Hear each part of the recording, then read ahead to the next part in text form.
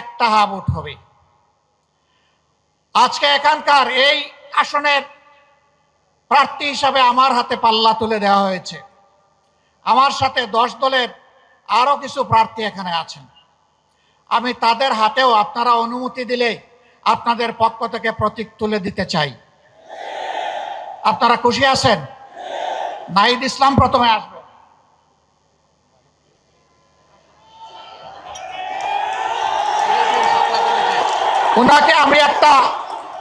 উনাকে আমি একটা সমন্বিত প্রতীক ওনার হাতে তুলে দিচ্ছি। বাকিদের হাতে দিব দাড়ি পাল্লা, ওনার হাতে পাল্লা কলি। ওনার হাতে কি দিচ্ছে? পাল্লা কলি। এই দেখেন পাল্লা আছে, এটার মাথায় একটা কলি আছে, এইটাকেই শাপলা কলি আপনারা ধরে নেবেন ইনশাআল্লাহ।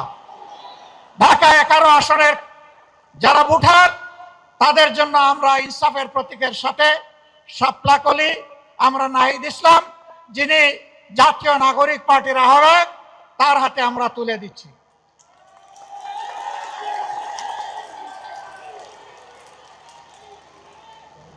এটি ঢাকা 11 আসন।